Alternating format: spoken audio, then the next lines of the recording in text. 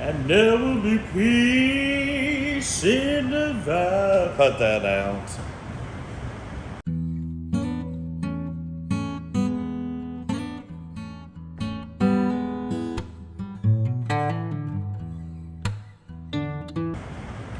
Welcome back to another episode of London Coins and Collectables with the inevitable, the indelible, the awesome Mr. Mike Hargis, aka Mark.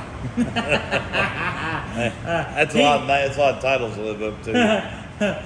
Mike has been all over the state of Kentucky in the last little bit, collecting and trading and moving and shaking. He has been showing his knowledge left and right, and people stand in awe of his greatness. And plus, looking at coins is just fun, isn't it? It is just, I don't know about the awe, but yeah, the fun part is definitely there. Definitely there. If you hear a little bit of a roar in the background, we're in the midst of a massive monsoon rainstorm right at the moment. I was supposed to go pick up some hay this afternoon to take to my farm. I don't know if I'm going to get to do that or not, just to be honest with you. Wait, I just got a call. They wanted to know we were going door knocking tonight, and I said, no, not tonight. No, not tonight. Yeah, it'll wash you away. You go out there right now. Yeah. So, last time we were here, we were talking about the gold dollar. And, you know, if you haven't seen that video, go back and take a look at it. And I do want to say thank you for all of those who have already subscribed to our channel. Oh, yeah. And, man, we've had a lot of people watch, and I hope that you have enjoyed some of the stuff that we've brought to you with the dollars and the pennies and stuff that we brought. But right now, okay, Brother Mike is going to tell us about peace. Okay, maybe not about that, but what are you going to tell us about? It is the piece, but it's the piece dollar. The piece dollar. We thought this would be the good one to start picking up with. And we've got silver. Right now, I think the most popular thing to collect is silver. But, of course, what kind of stands above silver is the one and only silver dollar. Everybody loves their Morgans, and everybody loves their bust dollars. And this is one of the favorites of everybody that I know that collects, and that is the piece dollar.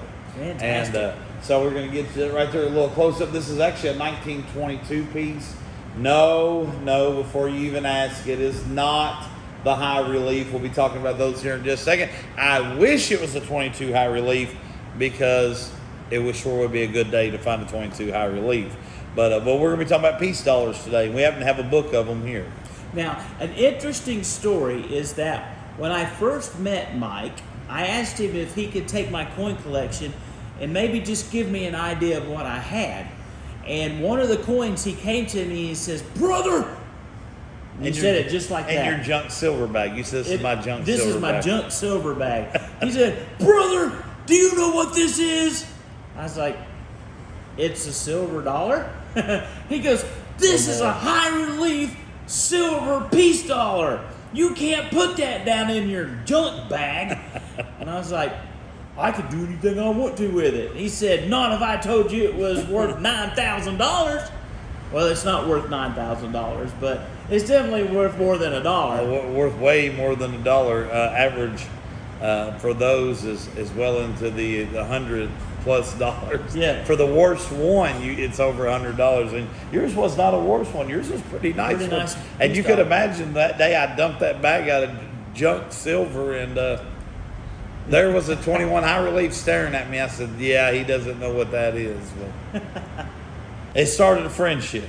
And it started a friendship, yeah. So we had just from that point on, man, I just fell in love with this guy and his ability with the piece dollar and stuff. And I've kind of fallen in love with piece dollars. Yes. Ever since then, because I've learned a lot about them. I've been educating myself about them, and they are a beautiful coin. They are. They really They're really are. beautiful.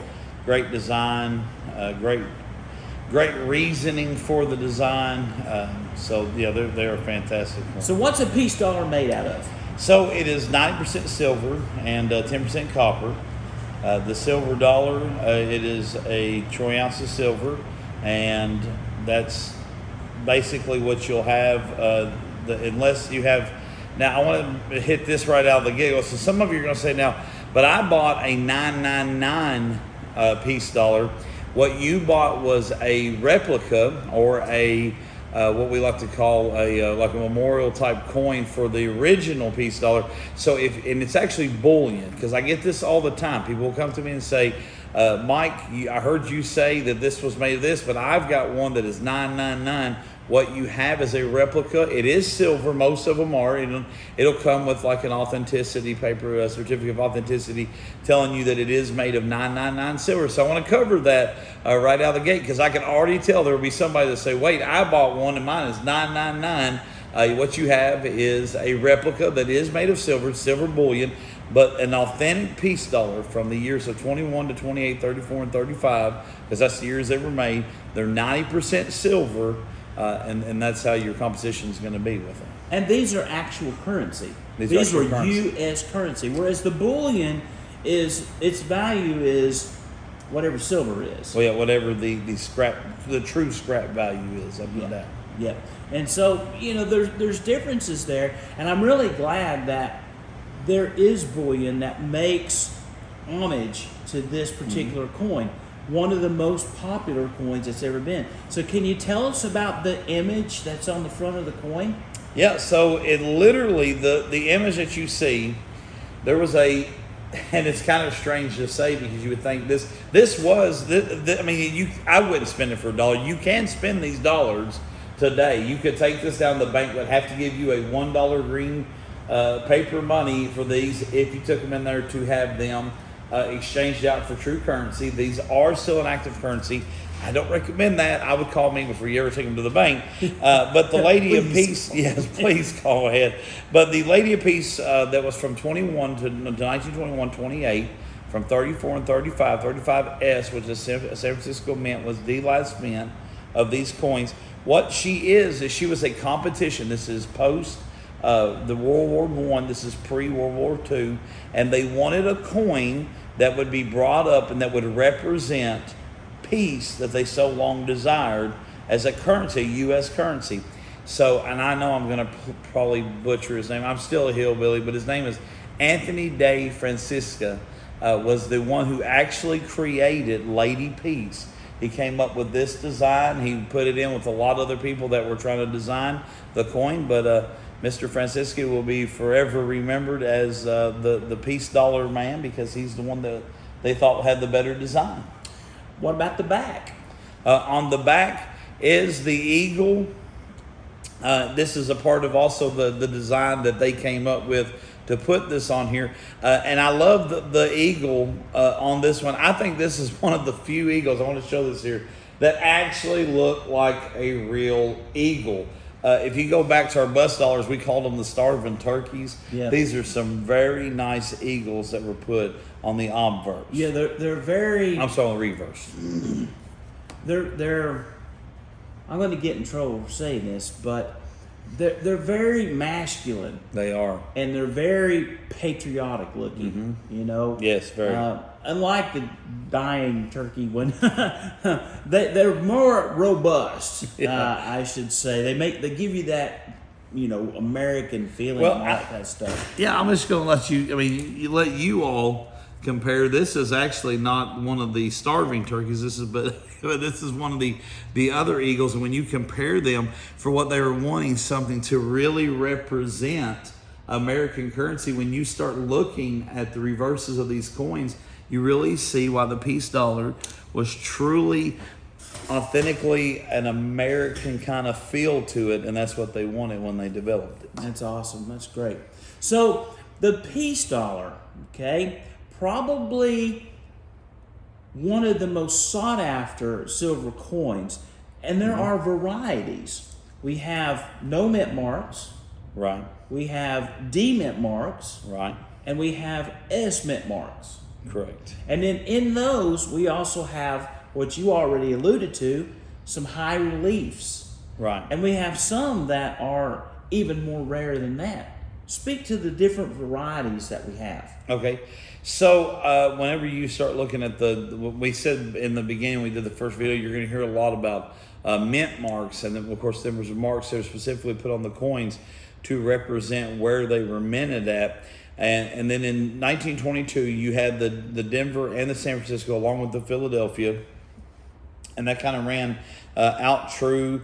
In 24, they did not put the Denver out. In 25, they did not put a Denver out. I'm wanting to say, we've got a book here for cheating just in case. 26, they did. Okay, I was wanting to make sure that I'm right. But 26 and 27, they got the Denver back out there. And then in 35, they did not. So the 29, 30, if you find one that's 1929 to 1934, you do not have, or 1933, you do not have a real peace dollar too. I'll let you know that too. If you're ever looking for something that is not authentic, if it does not fit between 1921, 1928, 1934, 1935, there was a lot of bad forgeries that were made, and they put the wrong years on it. But that's for a whole, we'll do a whole video one day on forgeries. I've got enough fake coins for a lifetime to show you on some different things. But what you do have in 1921, when they put the peace dollar out, they put one out that was what you call in high relief. Now, I'm going to pull this coin out to kind of show you some of the things that you look for in the high relief. And you said, well, now, Mike, I've not been around Newsmax my whole life. I don't want to get taken because you're going to hear people start throwing out things about the 1922 high relief. The 1922 high relief, they didn't even know that most of them even existed till, well, the mint knew, public didn't know until later on whenever they released it back out. And so that's what you have, is you have a lot of people that don't even know there is a 22 high relief out there. So I want to show you something very identifiable in the crown.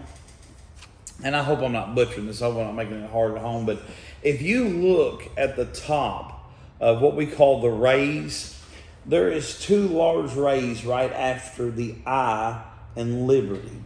So when you look at that, there's the L, and then there's two very distinct rays that come up. Now, that's very important because they're the thicker, longer rays. Now, in a non-high relief, same eye, when you look in between the two rays, you're going to see a very short ray that is very identifiable in the middle. It's a filler, and those mean that it is not a high relief. So if you ever look at your 1921s, all your 21s were all high relief. And your 22s, I would recommend for anybody that is looking at them to check in between those rays. If you do not have those little ones, if your top of your crown looks more like this crown where they're missing the little rays in the front, then you have a high relief coin.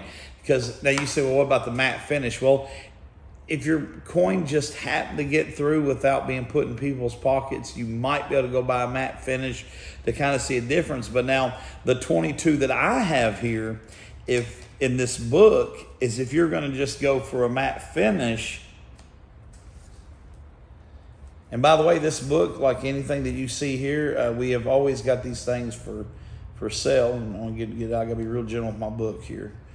But in this particular 22 that we have, so if you're just going to go after a matte finish and you didn't know some of the key things to look for, that is a beautiful finish on that coin.